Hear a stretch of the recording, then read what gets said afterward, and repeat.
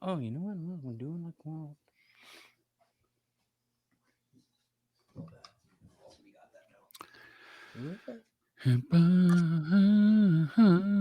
Corey Castle. Now, please feel free to criticize my lack of enthusiasm on that slate, because it was very That was not good. it's not a very good. You know what? It was almost pointless. Cut that part out, and as Todd Glass would say, cut that part back in. I got real direction from a commercial director. Well, you want to do it with authority. Yeah. You want to be sure about your slates, because you want to also spike the sound so you can hear it. Joined once again by Jordan Brady. This is Evolving with Corey Castle. Check it out real quick. I just want to say I'm very, very, very, very, very super duper pleased with the fact that you're my friend. Oh, likewise. And I want to make sure that you know how incredibly welcome you are. And it's so funny because I just listened to the episode of your podcast that I did. Made you excited, didn't it?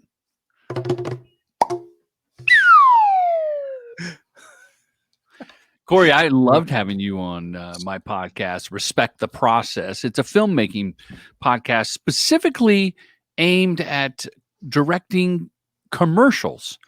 So we have directors and producers, ad agency, creative people, and crew members from the film side and actors. So being able to have you on Respect the Process, which is on iTunes or wherever you pod, it was great because as an actor, when you get a Corey Castle and his self-made, I know you did it with some friends, Bruce was the name of the short film. Right. It was good to motivate people. People really found your story interesting. That's which awesome. Surprised me. Yeah, I mean, I hope. No, I kid. I tease. I love teasing you, Corey. And I apologize to the Corey Castle fans out there. Like, Jordan, you recorded that over the summer, and it didn't come out until like 6 months later. And it was actually my son, Jake, who edits the show, who had edited it a while ago, he goes, Dad, we never released Corey Castle. And then you tweeted at me something, and I was like, oh my God, the universe is telling me something, because he just messaged me and you're telling me, Jake. So we put it out, and it's a very popular episode. Oh, awesome. I did not realize that. You probably saw a big spike in very in YouTube views, right? Like you looked at that. I didn't notice it, but Steve said something to me about it, but I didn't notice. But the reason bringing up your podcast, because I wanted to say, like, I didn't realize you had your son so hands-on involved in your creative endeavors. Both. I have 2 sons and 2 daughters. Mm-hmm. I love them all equally, but differently. And I work with my sons, not so much my girls, but I work with my sons in different capacities. And Jake has taken a more active role in the podcast because I had him, like I used to record the intro to the interview post facto, and then I would send him the file, like Dropbox him the file. But since he moved closer to me, he's in the office a lot, in the studio. So I just slide the mic over. I go, hey, Jake, like the last 3 episodes, Jake, you want to say anything? And I put him on the spot. I just slide the mic and we're recording. It's not live, but still, he's like, yeah, Dad. Okay. This is what's happening. I'm proud of him. Dude, I bet not just because I grew up without a dad, but I bet having you as a dad is so super cool. And the fact that, like, I can hear that in just the small interaction in the beginnings of the podcast. So I want to just acknowledge on the record that I recognize it and I appreciate it, and it has me glowing a little bit. Well, Corey, you're like an adopted son to me. Well, you know what? I'm a father figure to you, and if I know I can't take the place of all those years without a dad, and I feel for you. But if there's anything you ever need, you want to cry on my shoulder, you want to come to me with sexual advice or anything like that, how to handle the ladies, or that was what you finances. went to. Well, That that's was what a what you dad went does. to. I don't. You just want to cuddle, play catch. You want to play catch. You want to go fishing. Whatever you want to do, Corey, in a father-son capacity. You know what's crazy? Yeah. It's so nice. First of all, thank you. I appreciate you saying that. I try to be a fun dad, and I'm trying to let go because my boys are now men. Yeah, that's what I was going to say. The role shifts from the like parental figure to now like a friend, and it's like, where do you blur that role? Like, where do you decide that role has to spin? It's a case by case basis, and anybody listening that has kids, I do love them all the same, and I said or equally, but equal. I guess I should say fair and just does not necessarily mean equal in terms of, for instance, one of my boys went to public school here in LA and he thrived and it was a fun environment. And my other son went to private school and they're a year and a half apart. They're 18 months apart. And so Jake went to through the private school system because he had learning challenges that needed that sort of program that the private school was based on. Mm-hmm. Ben went to public school and did well and probably would have fallen in with the drug crowd here in LA of the smart ass, white privileged kids. And by white privilege, I don't necessarily mean that they're white, but it's kind of just a matter thing, of socioeconomic thing. Yeah. Yeah. Mm-hmm. So to me, they both got equal treatment, but it wasn't equal in terms of one went to a public school, one went to a private school. Like some people will go, well, how could you do that? Why couldn't you send them both there? Well, because they have different needs. Well, I think that's a struggle that my mom deals with when it comes to me and my sister, because my sister is, and my sister and I are like 13 months apart. Oh, wow. So Irish twins, we call that. Yes. Yeah. So I was in special needs like classes. I was in sped classes, and I was very, very hyper and very ADD, and I was I was a challenge. I can see that. My sister would struggle with the fact that like she thought that I was the favorite. Yeah. So that like mom was loving me more than her. And it's like you said, it's the same, but it's got to be different because it's a case by case thing. So exactly. when it comes to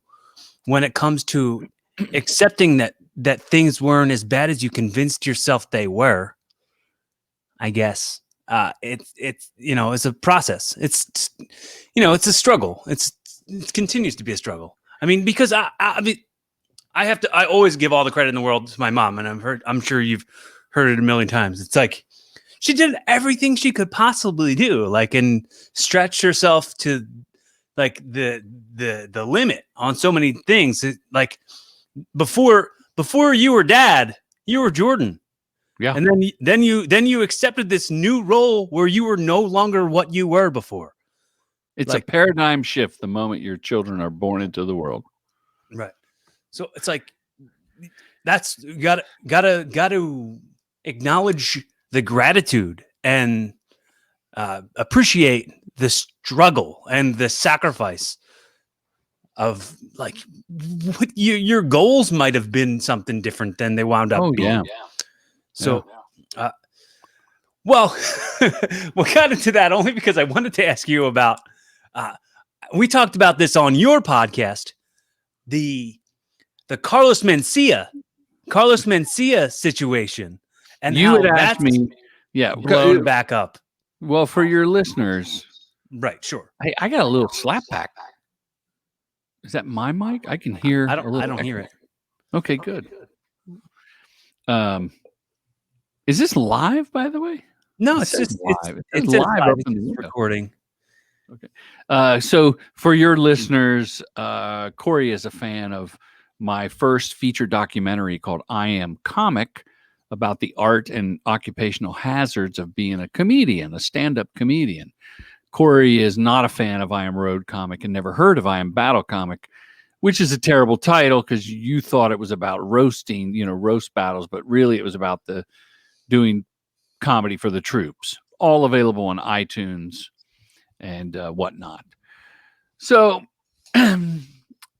in the film I Am Comic, which came out like 11 years ago now, it was 2010. The Carlos Mencia incident, I actually asked him and gave him plenty of screen time. Some of my friends were like, "You gave Carlos, can we cuss?" Yeah, They said, "You gave him too much fucking screen time. Fuck him." Because I really wanted his opinion especially as a Latino comedian, going sort of mainstream. And he talked about, you can't just play on Taco Tuesday at the comedy club, or the black comedian can't just play at Chocolate Sundays. You have to go mainstream to get a bigger audience. So I gave him plenty of screen time. And at the end of the interview, I just said, "Hey, people accuse you of stealing. Do you want to say anything?" Because his manager said, "You can't accuse him of stealing." I go, "I'm not an asshole, but I'm going to ask." So I just said, "Is there anything you want to say? I'll give you the last word." And he, in my opinion, admitted that he lifts material and changes it around enough. And then he realized he was admitting it midstream and tried to make a joke out of it, as if he was denying that he did it. Mm-hmm. Sure, I steal jokes, like he was being, Yeah, didn't he say, cavalier. "Fuck yeah, I steal jokes"? Yeah. See, so I took it as true, and then I saw him try to waffle his way out of it. Mm-hmm. And for the record, nice enough guy. I mean, joke stealing aside, but I think that's like, Corey, that's not new, is it? That's old. That's old ground. What do you mean it's come back up again? Well, he was recently on Bobby Lee's podcast, Tiger Belly. Oh yeah. And Bobby Lee had confronted him about it. And about he was stealing jokes? About the whole stealing jokes. And I guess whatever period the store went through where like it wasn't that fun to be there. Yeah. I guess Bobby had something to say about it. I don't really subscribe to Bobby Lee's podcast, but I saw it in the clip forms on YouTube. You mean literally subscribe, or in theory you don't subscribe to his idea of doing it? I literally don't subscribe to it. I mean, I like him. I like what he represents. Sure. I think he's funny. What's that? I think he's funny. I thought he said he ain't even funny. Like, no, I think Bobby Lee is funny. No, he is funny. Jeepers. But then so Corey, I'm going to have a bite of chocolate from Ecuador. Oh, cool. Do you want to give the company a shout? Yeah, I do. It's called Askanoisi. Oh. And they supply, this is the actual farmer, and it's free. It's basically free trade chocolate. Wow. This is like an $8 bar plus shipping. I spent like $17 so that Vitaliano Saravia and his father down in San Jose del Tambo, Ecuador, can grow their cocoa beans. That's the kind of guy I am. Support business. Yeah. Wow. And I mean, you were doing that through the black-owned businesses and stuff when you were unboxing all this stuff and giving shout-outs to things. Like you were just going, "Hey, everybody else, I'm encouraging everybody else to kind of do this as well." The white people challenge. You know what's fucked up though? Some people are like, "Oh, you're virtue signaling," is what the kids call it. And I stopped doing the shout outs, but I still buy the products because they need the money. Like if you're just putting memes about Black Lives Matter, that's great. Hey, I love your meme and your hashtag. But I believe in putting your money where your mouth is. Yeah, and I guess it's really easy to paint with the broad strokes of virtue signaling, because it's like they don't see the full context. Right. They don't see the full context and hear the full message, or even like they'll maybe just read whatever the description is and not see you going, hey, I'm Jordan Brady, and I thought that this was going to be this, and this is the product, and this is what I think of it, and this is amazing, and they're doing these great things. Like, so they just see what the headline of it is and comment on that versus like really seeing what it is. And I say this all the time, and I'm sure you've heard me say it before. The currency of effort is way more valuable than the currency that's in your bank account. That's a good one. That's a Corey Castle original. Indeed. Yeah. Indeed. The value, the currency of your message, of your effort, is more valuable than the currency in your bank account. I'd be good on a mug. So Bobby Lee confronts Carlos Mencia, which I did in 2000. I filmed it in 2009, came out in 2010. I Am Comic on iTunes or wherever. Mark Maron on the WTF podcast confronted Carlos, I think, after that, a few years later when the movie came out. Had him on the show. He walked out of the show. Now Bobby Lee.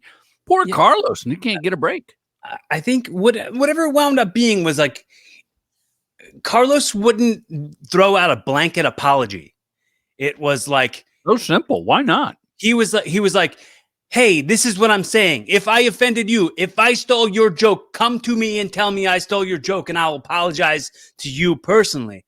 And I was like, why all these extra steps? Why do they have to take the effort when you stole their joke? That's a great point. But anyway, whose joke have you stolen? I don't think I've ever stolen anybody's jokes.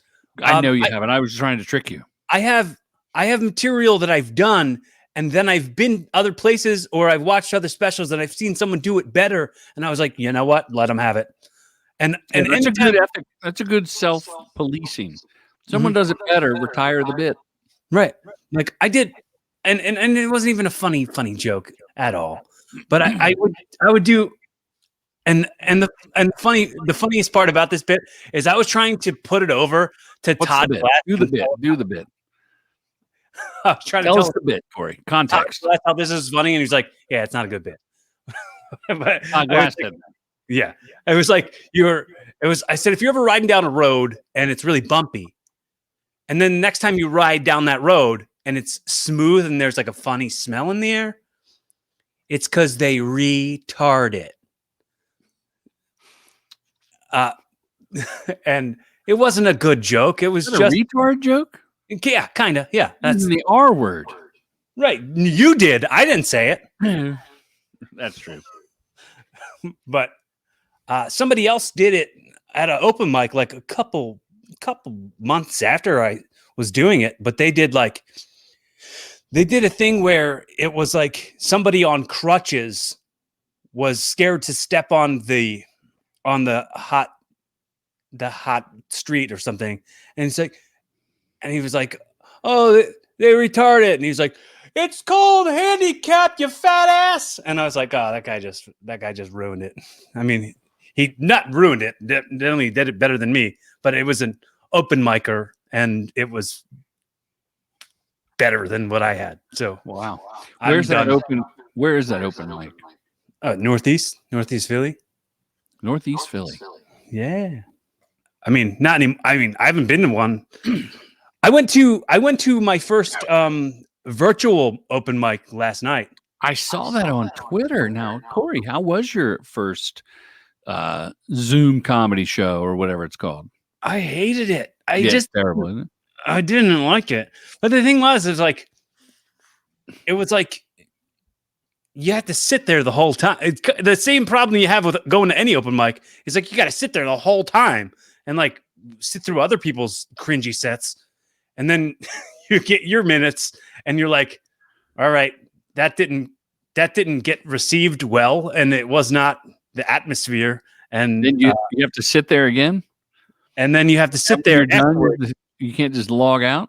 Nope. That'd be impolite. I mean, I guess you could, but you'd be a jerk if you did, I guess. Yeah, maybe a jerky move. I did one Zoom show. It was a benefit for Gold Star families, if you know what that is. Those are families that have lost a member of their family that was in the armed services. Mhm. Usually a daughter or son, or it could be an uncle, dad, aunt, mom. Any family member. It was a benefit, yeah, family member, and it was out of somewhere in upstate New York, Western New York. My friend Andrew Young and Rob Will, two comedians and veterans, and they asked me to be on, and I did, Corey. I did props. I printed out photos. This is just audio only podcast, right? This is on YouTube. This will be up. Yeah. Okay. So like, there is an audio only version of the podcast. So here's just an example. Here's the Askinoisi chocolate thing, right? I just happen to have handy. I printed out pictures of the other comedians or people that looked like the other comedians. And then I think this is pretty fucking genius that I did this. And I'd be talking about the other comedians because I sat through all the comedians' sets and I was next to last. And I would talk about Rob and I would go like this. And I would talk about Drew and I would go, here he is. And then I got to the headliner that followed me was Longhorn the comedian, who used to wear, he's a black guy, wears a cowboy hat and a red, white, and blue striped flag shirt. So I printed out, I think, a picture of him along with Garth Brooks from the 90s and held him up to the monitor, to my camera. So I thought that Jordan Brady came out of retirement swinging with the prop comedy for the Zoom. And I could have shared it with the screen, but the physical timing of me being able to put the picture up really got big laughs. It was all spontaneous, not spontaneous, but it was all based on that night's show. So it was fun for me, but I hated the mechanics of the show. Yeah, it's so like I've done other virtual comedy, but not like a open mic or a set. Like I'd done other comedy where it's like you hit something and you hear a laugh and stuff. But this was not. It just wasn't the same. Well, go ahead. I'm sorry.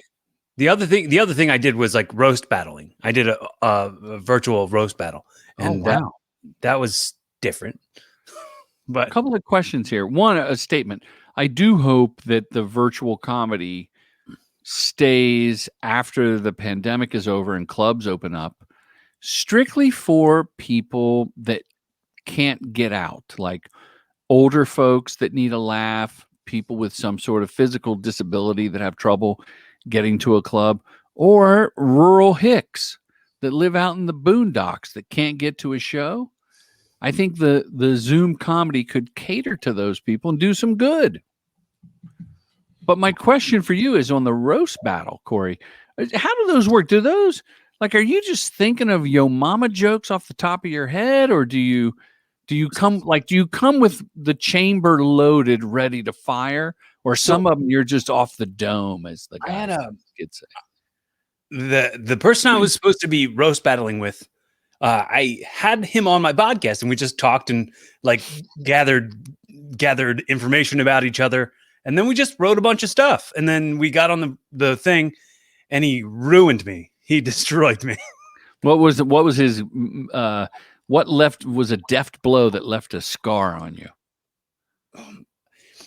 I think he got me on something about not being able to read or something, like being a sped kid.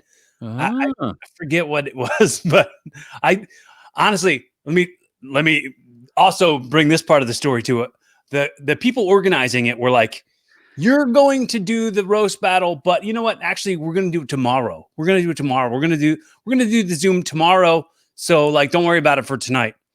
And I was like, wow. Okay. He said, don't worry about it for tonight. So I was like, all right, well, I got the night. I'm gonna take an edible. So Oh my gosh. I took an edible, and So you were high as a kite. and then they were like, all right, it's going on, bro. And then I was like, wait, I thought it was for tomorrow. No, it's tonight. We got it. Everything's good. And then I got on it, and after the jokes, I was like, just let me also admit I didn't think we were doing this, and I took an edible. And they were like, yeah, we figured something like that, but we'll give you points for being likable, I guess. They could tell that you were high. You were that high. Are you high right now, Corey? No, not at all. No. No. What, do I look like a high person? Not really. No. Sometimes I look high when I'm not high. Maybe that's a tired thing. Maybe it's just you're tired. Yeah, I could be tired. I just actually walked in the door from work. I've been I was gonna shower and stuff, but I didn't get a chance to. So I just jumped in here and sat right down to do this. What's your new day gig? My new day gig is I've been doing since August. I've been doing like HVAC tech, like helper. Yeah. Heating and air conditioning. What's the V? Ventilation? It's heating and air conditioning ventilation system. Ventilation. Wouldn't that be a HACVA? Control. I don't heating and air conditioning. It's heating, ventilation, and air conditioning if it's HVAC. But hey, what do I know? Did you have to get certified for anything? I'm supposed to be getting certified, like EPA certified, but it's like school that I got to go to and get certified, and I haven't had the opportunity to do so. Do they have a special ed HVAC school? No, probably not. Roasted. I don't think I could do the roast. Do you like that job? No. I mean, won't it be a good source of comedy material? No, I mean, I haven't wrote a joke about the job yet. Yet. You're Right. Corey Castle. You can do this. Right. I haven't wrote any HVAC jokes. Maybe HVAC. Yeah, that's what it's called. It was like, it's like doing this job. It's like whenever someone's air conditioner's broke, you go to their house and it's hotter than hell, or their business and it's hotter than hell there. And when it's cold, their heater breaks, you go to the coldest place. And a lot of the stuff is like rooftop units, because we're like commercial, mostly commercial That's HVAC. where the money is. So we got to like climb up these ladders on the side of these buildings, which I'm terrified of heights. When I get to the top of the ladder, I go, and I'm like shaking, trying to step back onto the. It's kind of cool confronting your fears. Right. You'll be over a fear of heights soon. I do this thing where as I'm climbing up or climbing down, I always do like a little, like I give myself some like action movie soundtrack. Oh, fun. And how do your coworkers like that? They don't hear it. They don't do it. Do they hear you do it? No, they don't hear me doing it. Why don't you do it for them? Hey, Bob. You listen to how good you're doing, Scott. Do your coworkers know you have a podcast? Yeah, I work for my friend Scott's dad. So my friend Scott's dad owns the company. And what's Scott's dad's name? Scott Senior. Scott Senior. Yeah. So and Scott Junior. Yes. So I just hang out with Scott Junior most days, and Scott Senior comes for like minutes and leaves. Yeah. But he's more of a supervisor, right? He runs the company. Right. He's the big boss. What's the name of the company? Let's give him a shout out. Cool Right Heating. Heating and air. RITE or RIGHT? RITE. It could be like a rite of passage, you know. Right. But Cool Right, like, hey, when you need it done, call Cool Right. So anyway. When you're too hot, call Cool Right. So here I am giving them a shout out whilst I'm saying I don't like it. But I they know saw- you don't like it. No one likes it at first. But, you know, it's interesting, Corey, because, I mean, you're a young man. You have plenty of time. And you're chasing a dream that's certainly attainable. And any of the listeners that have seen Bruce on YouTube know that you can act. And you work as a background artiste a lot and make money. And because your friends Scott Jr. and Scott Sr. know you, if you had to work a couple of days on a film in Philly or New York City, they'd probably let you take off a few days, right? That's what I'm doing this week. Right. Yeah. Yeah. So to me, it's like you're living in paradise. Right. That's what I'm doing. The shoot that I'm doing this week is it's called Not for Nothing. Not for nothing. Yes. And TV show, movie, web series, porn, what is it's an it? indie film. I think it has, Indie film. yeah, it has Mark Webber from Scott Pilgrim in it. I know Scott Pilgrim. Mark Webber. Which He one was was he? like Steven Stills, like he was the band. Oh, yeah. The band guy. Yep. He's So, funny. I And I what do like you play? I'm like his. Excuse me. I'm like his goon. I know we did a scene where it was like, spoiler alert, NDA not signed. Here goes. It was like the scene was like he's a drug dealer and some guy overdoses on drugs in his office, and he's like, "Get in here, get this guy out of here." And I just went and I like picked the guy up and walked him out of the room. We did that probably like 35 times. How could you do it 35 times? That's insane. Well, I just used my muscles. No, I don't mean you. I meant the filmmakers. I know you're very capable. You're as fit as a fiddle. You're a young Adonis. I wish you'd do the show shirtless, but that's just me. Well, Corey, it would make for a good audio podcast. what would tell me about take 17? Do you think like, hey, don't we got it? Well, I think it had to do a lot with changing the coverage. Oh, a lot of coverage. Okay, gotcha. Yeah. I think it had more to do with changing.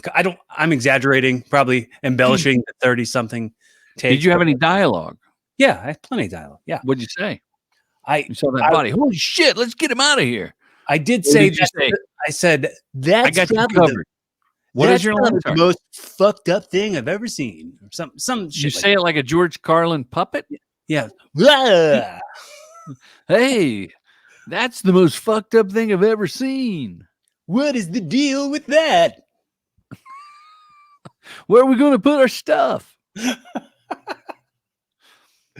So it's funny because I was just thinking about how you said that you could be like my father figure. That's Right. true. And I was like, yeah, one of these days we got to meet each other first. Yeah, in person. In person for that to happen. That'll happen. When I come to Philly or you come to Los Angeles, City of Dreams. Yeah, dude. I'm into it. I'm gonna talk to you about something off the record after we get done, if you don't mind hanging with me. Ask me now. Huh? Let's share with your listeners. Come on, this is a podcast. This is where people get to see our vulnerabilities and our insecurities and our might be a thing that I have to do an NDA kind of on. So okay. Gonna Yeah, probably let's keep talk. it hush. Keep it hush for a minute, but Keep it hush. I think I get to the point in the show where I tell you, I'm just gonna 2 more things, and I'll send you home with a hot dog and a handshake right off into the sunset. I love it. This has been fun. It has been. It's been a blast. I still don't know the end of the Bobby Lee Carlos Mencia story though, other than he told people to come. Yeah, Bobby it was Lee just get his the lack of accountability was the main part of it. Well, to me, it was like you took their jokes. Now they've got to come to you and say, "Hey, this joke, you took it." No, you told us that part, but I'm saying, what did Bobby Lee say to that? How did they move off of the topic? He said, okay, or that was the end of the show, or Carlos stormed out. No, I think they just like kept it cool, but I think it was just it was clipped version of it. So I don't remember exactly how it like faded out. Gotcha. But it was very much like I saw it like, why do you want the people who you hurt to have to like go out of their way to tell you that you hurt them? And That's like Silence of the Lambs. Puts the lotion on the body. Mhm. Do you get that reference? Like, puts the lotion on the skin, or yeah, then whatever it else was. gets Like the hose making the again. victim actually Right. moisturize their own skin before their death. Right, because he wanted to cut the skin off Yeah. and wear it. Ugh, disgusting. Who brought that up? I'm sorry. So you had 2 questions, you said, and a hot dog and a handshake. So You know, one time I shook hands with a hot dog, and it turns out it wasn't a hot dog. That guy was happy. how long were you shaking? I don't know, like 7 minutes. Was it in a dark closet? It was just a hole in a wall at a nightclub. So before I get to those 2 things real quick. Yeah. Are you gonna come back to doing stand-up? No. No, not gonna come back to stand-up when things go back to normal? Well, I mean, I haven't done stand-up regularly in a long time, but I end up doing like 2 or 3 shows a year. I think we talked about that before. Just when people invite me by mistake, you know, like there's a friend of mine who's a copywriter, middle-aged guy like me, and he booked a show with working comedians from the store and from the Laugh Factory and people he had met at other mics around Los Angeles. And we were chatting. He goes, "Hey, I'm doing this show. It's down in our neighborhood. You want to go up?" I said, "Yeah." So I went up. Like, I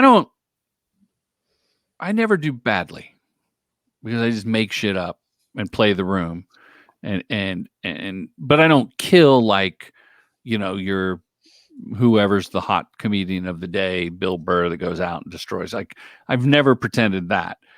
But I don't believe in this overly precious attitude towards stand-up. Like, yeah, man, I mean, you got to do it every night, and it's not like riding a bike. I mean, you got to get up there all the time. And I think that's bullshit. I think if you got it, You're speaking from my insides. Like that's words I think I've said, where it's like, I don't have to do this every single night of the week because like I got other things to do every other night. I think it makes you a more rounded person and ultimately probably a better comedian if you don't do it every night and you go out and experience life. Right. You got to have stuff to write about. Exactly, Corey. So the segment I do, audio time travel. Do you recall the audio time travel? I remember audio time travel. Yeah. Okay. So signature bit of the podcast. Signature bit of the podcast. So in 20 years, your kids come across the recording of you chatting it up with your new friend, Corey Castle, here on Evolving. And you're going to give them a message directly to them in 20 years in these next words that you speak in an audio time travel, time stamped for 2021. The money is hidden by the tree. Perfect. They know the tree, and that's where I'm going to bury a lot of money. And if they can figure out what tree, they'll have a little extra something. It's just going to be just a bunch of holes in the yard by the trees. Do you want me to give you something more? I mean, what would I tell my kids? Kind of like what you would tell your younger self. Yeah, it's kind of that same thing. I mean, with me, I always go into like what inspires you. And when it comes to being that role model now, like it comes to you're making that relationship from parent to peer. And what's that like? And what do you know, what message, if like, let's say you're not around in 30 years, what is something you want them to hear as far as like stamped from 2021 in this audio time travel?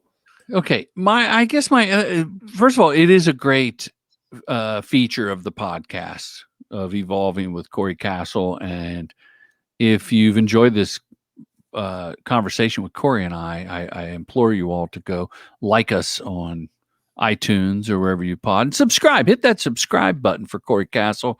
And Corey Castle can be found at Corey Castle. That's Corey with a C, Castle with a K. That's him on all the social medias, right? I would say that my audio time travel stamp piece of advice to my kids or anybody listening in the year 2041 is the world will be right when the powerful are just and the meek are protected, which is kind of redundant. And that means live by the golden rule. Like the golden rule has stood the test of time. Do unto others that you would want, treat them how you want to be treated, and also do things for yourself. I just was talking with someone the other day that I am on time. How about we'll go with this one? Be on time. And on time means early, because if you're on time, you're kind of late.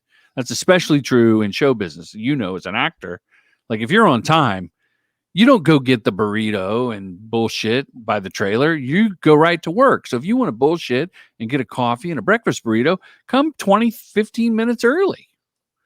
And I think in life, that's very important to be punctual, because you can't get back time, but you can control and manage time. And if you can manage your time well and stick to your word, then you're a man or woman or them of discipline, self-discipline. So if I know that there's a person that I meet with regularly, friend, and for a while he was always late. And one time I go, well, why should I be on time if he's going to be late? And I said, no, I'm going to be on time for me, because that little bird named integrity is going to land on my shoulder and whisper in my ear. And you know what that little bird says? Integrity. They say integrity. So I would always be there. And finally, one day we would go on these walks, my friend and I, he goes, you know, you're always here. Like, because he goes, I'm sorry I'm late. Hey, I'm going to be a few minutes late. I go, hey man, I'm beyond caring. Like a lot of people go, hey man, that disrespects me when you're late. And I think that's true. But I got so over that. I'm like, I'm on time for me. That's the rule I make for myself. And if I'm going to be a couple minutes late, I will text Corey Castle. Hey, Corey, I'm running 7 minutes late. Mm-hmm. So I think just, you know, if you can start with that, you'll find that you honor your word. Well, I think that you That was just a long answer. I'm sorry, Corey. I think you just gave it a good pin, like a good tag. Integrity is the source. Like I lost a really good friend of mine 4 years ago, and I used to always say to him, because he would help people, he would lift people up, and ultimately about half the people he would lift up and get in a good position would wind up screwing him over. And then people would say to him, why do you keep helping people? Just stop helping people, because half of them screw you over. And he said, if I ever stopped helping them, I wouldn't be me anymore. That's right. I like me, so I'm not going to change that about me. Integrity is the lesson. And it's almost like the best kind of selfish. You know, people will say to me, why do you like, I try to help people with their commercial directing careers. And people say, well, why do you give that information away? And by the way, anybody listening that has a connection to a community college with a film program, I don't know if you know this, Corey, but I have a commercial directing masterclass online. I've been doing live seminars since 2015 because I direct a lot of commercials and I can help people. And then with the pandemic, I filmed a version and I put it at commercialdirectingmasterclass.com, right? So if you are at a community college and there's a film program, I will give the film program my masterclass for free, $249 class. And then we do a Zoom Q&A with your instructor, your professor.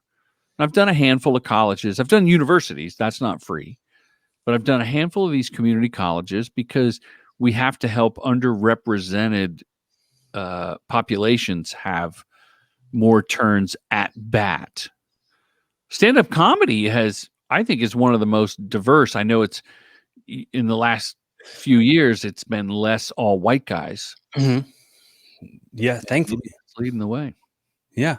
I mean, and it's also, I mean, the representation doesn't have to do with skin color, but the representation has to do like gay, straight, trans, like everybody, include everybody. Everybody has funny. Like that's what this business is for. Funny. Like get the funny out of all those perspectives. Absolutely. But you could be in the tax bubble. All kinds of people.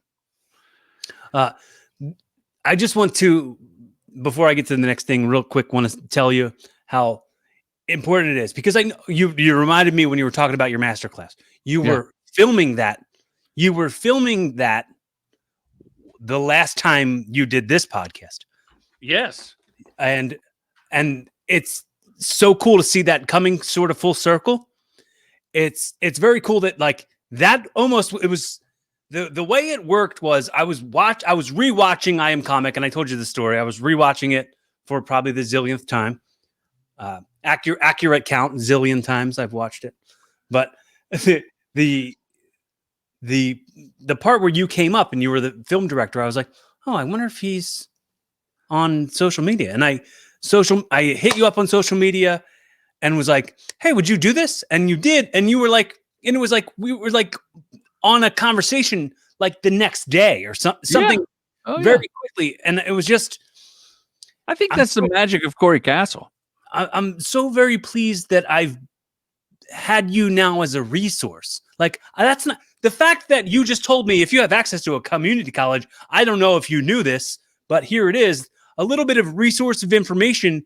It goes such a long way because you just gave me all of your attention and all of your effort, not only this time, but last time. And you're just free to give out information that you want to help people with genuinely. And that's a trait I recognize in you, and I appreciate it, and I love it. Oh, thank you, Corey. Likewise. You know, you and I are similar. I hope in any way I can be some sort of resource to you. If you have any questions about anything, absolutely never hesitate to reach out to me. I mean, I like that I can shoot you a message and I'll get one right back. It's become a super cool resource to have you as my new dad. Your dad. And hey, another resource is Commercial Directing Voodoo. It's a $10 book on Amazon. And it's like 20 years of filmmaking knowledge for $10. And then I just happen to have right here some oh so delicious hot sauce. Now this is ghost pepper. We have 3 flavors. We have this ghost pepper, which doesn't burn, right? It doesn't burn you, but it's hot. You know, it's because it got a little afterburn. Then we have a habanero rojo, which has that little extra kick. And our flagship flavor is garlic and serrano, which is a mild hot sauce. It's more tangy, but it's great on eggs, pizza, you know, anything except oatmeal. And the reason I'm telling you this, Corey, is because we give $1 per bottle that we ship, break, sell, use, steal to National Military Family Association. So, you know, it's a good cause. It's not a lot of money that we raise, but $1 a bottle. So if you buy a fun pack with all 3 flavors, what we call the Flavor Seeker Fun Pack. In fact, why don't we give away a Flavor Seeker Fun Pack to one of your listeners? Okay. You figure out how to do the contest. It could be someone that, you know, I don't know. You figure that out. Can you tell me right now, Jordan? Can I get that on Amazon? Where do I get this? The book is on Amazon. Not the book. The hot sauce. The hot sauces. osodelicis.org. Oso is spelled O-S-O. It's Spanish for bear. osodelicis.org. And you come up with a question or a game or something for your listeners, and you tell me who wins and give me their address. I will ship them a Flavor Seeker Fun Pack, and I will then donate $3 from that Flavor Seeker Fun Pack to military families. It's a win-win-win. I'm on the site right now. Yeah, look at that. And be sure and check out our jingle. Is there a neat commercial? Yeah. There's a commercial on your phone right now on that website. Look at it. Well, I'm trying to send you home. You see? Oh, yeah. Hot dog and a handshake. So I want to give you the opportunity. At this point, we're going to hypothetically say that I've gifted you this podcast. Okay. So your podcast is now Evolving with Jordan Brady, and you have just recorded your first episode with me. Yeah. This has been the pilot episode of your new podcast where you don't only have to talk about commercial filmmaking. Yeah. You can talk about whatever tickles your fancy, whatever blows your skirt up, whatever floats your boat. Yeah, sure. So in your Jerry Springer's final thought sort of way, how would you wrap up this conversation and kind of extract the most important messages to help inspire someone to be a better version of themselves tomorrow as they were today? And then at the end of it, I started to do this new thing just to keep it silly. After you've done all that, then in your best impression of Alf, say, "Hey, Willie." Oh, wow. I don't really do an Alf impression, but I'll give it a shot. Can I do the Alf impression to get it out of the way? Hey, Willie. Okay, cool. Well, that was the best one ever. That's been my favorite one. There you go. No, I'm not too good. My wrap up would be this. Well, thank you everybody for tuning in to Evolving with Jordan Brady. My guest today has been Corey Castle, and I hope you all could feel that both Corey and I were very present during this conversation. We weren't texting, we weren't tweeting. We meandered in our conversation like a real conversation does. It has ebbs and flows, and I felt that Corey's honesty on the program today is a good example of how we can all better our lives and be a better version of ourselves. To be present.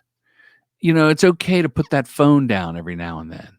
It's okay not to worry about how many likes you got on a photo and just be present. You know, there was a time when the phone rang and that was annoying. No one wanted, you'd fight over who would answer the phone. Now we're glued to our phones. So ironically, you're listening to this podcast on a phone, but that's not the point. The point is to be present in the company of others in real life. IRL. Hey, Willie. You wound up doing it twice. But that second one was a little you sandwiched it. It was a little Kermity, but it was still really good. Thank you. Better than anyone else I've ever heard do an Alf impression. Well, it's a tough one, you know. I just want to say, anybody who's listening to this, if this is your first time checking out the podcast, make sure you hit that subscribe button on YouTube. You'll get all of the episodes as I record them. But if you subscribe on iTunes or Spotify or any of that, you'll get new episodes released every Monday at noon Eastern Standard Time. And you know, if you like it, you know, let me know you exist. I say this every time on Wrestle Rock. If you like what we're putting out, absolutely let me know you exist by maybe commenting, maybe leave some suggestions, maybe tell me like to shave my face or anything like that.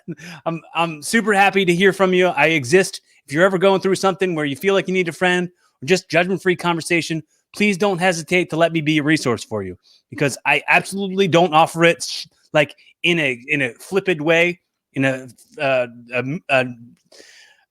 insincere way, because I absolutely mean it from the bottom of my heart. I'm always here. I'm not hard to get a hold of. Maybe shoot me a text or follow me on Instagram or Twitter at Corey Castle. And shit, Jordan Brady, anything that you want to say, parting words? We've wrapped up this show like 5 times, man. Okay. I did the Alf. I did the Jerry Springer. I did the 20-year audio time travel. I Hot did dog. everything Hot at dog. Jordan Brady. At that Jordan Brady. That's Okay. my socials. Hit me up. Thanks, Corey. Appreciate you, man. Appreciate you, brother. Everybody be fun, have safe, keep evolving.